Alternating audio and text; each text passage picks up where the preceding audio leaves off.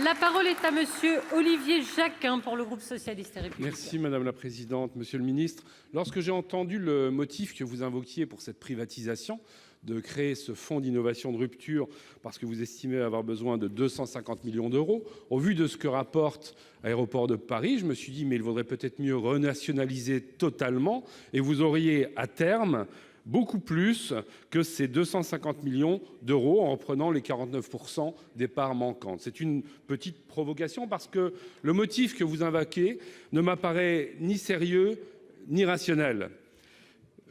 J'y vois deux arguments. Le premier, c'est que vous avez besoin d'argent à très court terme compte tenu de votre politique et de vos choix budgétaires et fiscaux.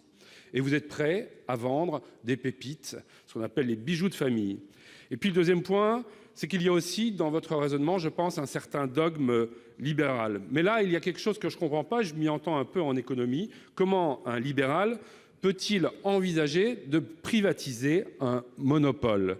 Vous êtes censé être pour une économie de concurrence. Dans un aéroport comme celui d'Aéroports de Paris, on ne va pas construire une seconde piste à côté et la mettre en concurrence. Ça s'appelle un monopole naturel. Et donc, vous allez constituer une rente privée. C'est le pire du capitalisme de rente, voire de copinage.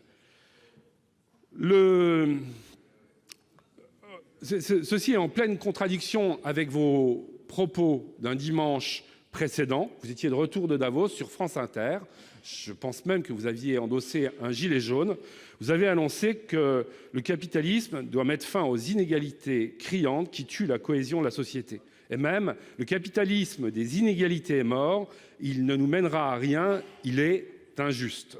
Là, privatiser un monopole, c'est aberrant et c'est créer une inégalité. Et c'est produire ce capitalisme des inégalités de demain, celui que vous contestez. Et comme vous, je m'y oppose et je voterai donc les amendements de suppression. Je vous remercie.